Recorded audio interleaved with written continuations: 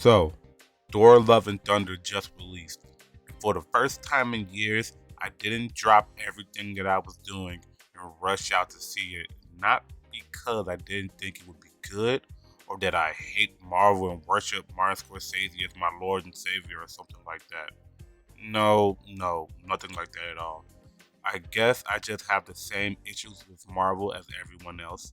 Despite the flair and grandiose nature of Marvel movies and the superhero genre as a whole, the movies and shows have become somewhat stagnant, almost like the genre has become apathetic towards itself. And not only that, but we've also been force fed Marvel for so long and a typical superhero formula for just a very, very long time. And with the advent of things like Disney Plus, the bombardment of Marvel and DC properties just feels never ending. Once one movie ends, another one comes 2 weeks later. As one show ends, another one comes almost immediately after. Like we have no real breathing room to just sit with the product and digest it for a while. We never really get the feel of it. Simply put, it's too much. And we are tired. We are fatigued. And what better way to reignite the fire of the superhero genre than to have a show that just really, really fucking hates the superhero genre? Ah, yes, The Boys, the self hating superhero show. And make no mistake, The Boys is a superhero show.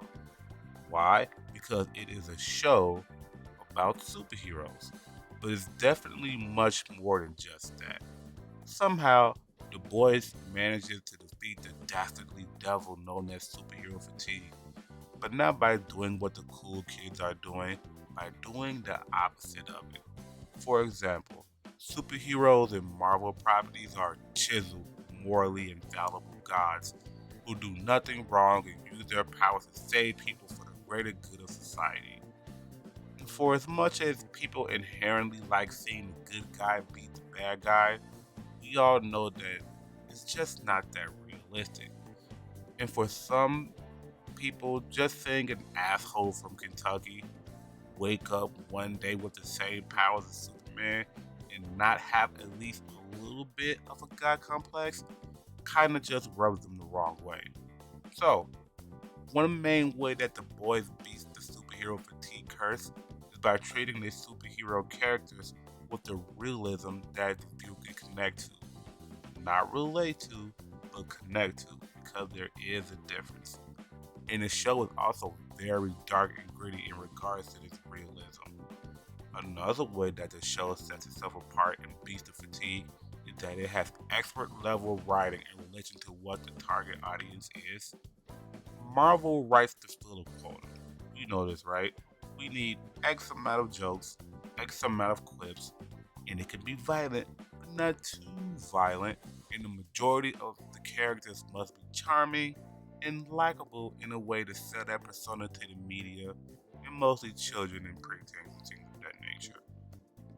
The majority of the characters in the boys exist in this muddy gray area where they want to be good deep down, like Maeve and Huey sometimes, but are plagued with the constant insecurities and self doubt, and they always end up doing things that we typically view as unheroic and self serving, but those things are very real.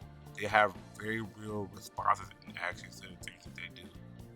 They are monsters, but monsters not just created by thought, but by a society that they swore to protect. This in itself isn't too original, but the way the series showcases the constant struggle between the almost heroes and the supposed heroes and this intoxicating aroma of superhero commercialism really sets itself up to be the thing in the superhero genre that sells itself apart. And the show doesn't bombard you with constant streams of new shows and movies ad nauseum.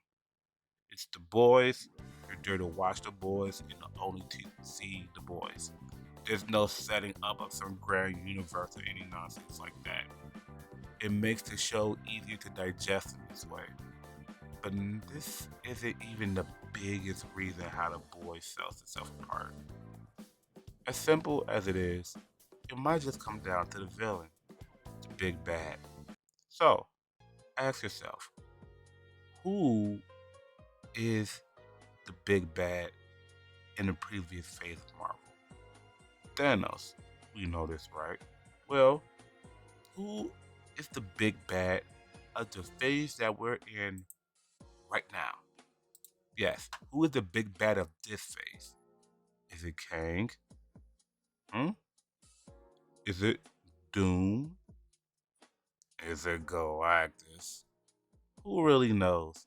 And if so, what have you seen them do that complexes them or makes them stand out? The Boys has a big bad where even in the small moments of respect, being bad to acting like a human. A terrible human, but a human nonetheless. Simply put, is the villain good? Does he stand out? And boy oh boy, does he.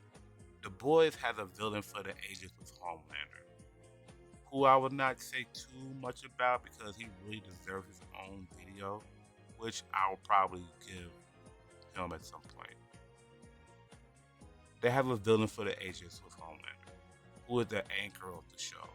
A character who, despite being an insecure, affirmation seeking, murderous psychopath with a bit of an Oedipus complex, brings a lot of humanity to the show. Not saying that he's a good guy or relatable, not that kind of humanity. I mean more so that he brings a lot of humanity by being a very, very vulnerable character. It's interesting to see a superhero property where the more powerful you are, the more vulnerable and viable to break down you truly are. See, there's a duality with Homelander that you just don't see with other characters that I think fans are very enamored with. He's a menacing force of nature that generally makes you feel tense, maybe even scared whenever he walks into the room. And at the same time, you see this, and also a completely broken man, born and raised in a lab with no concept of how to love or how to be loved. And interestingly enough, he doesn't shy away from the concept. You would normally see a bad guy in a movie where, I don't feel love, so I'm gonna kill everyone else because I just don't understand love and I hate love or whatever. But no, not him.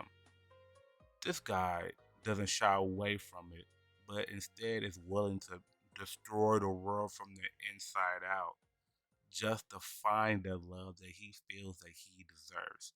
This dynamic excites the people and has them coming back week after week just to see what the hell is Homelander gonna do. And will Billy Butcher keep saying oil all the time because it's kind of funny. Nonetheless, so how does the boys beat superhero fatigue? Well, because it's just so dynamic with its characters and expert storytelling that it kind of makes you forget that you're even watching a superhero show to begin with. Hell, come to think of it, maybe it's not a superhero show at all. You know what The Boys really is? It's more of a character assassination of the genre, if anything. And it's a car wreck if I ever seen one, in a good way. But it's a beautiful car wreck. Maybe even a train wreck. A train wreck? A train wreck? Get it? No? Okay, I'll see myself out. Thanks for watching.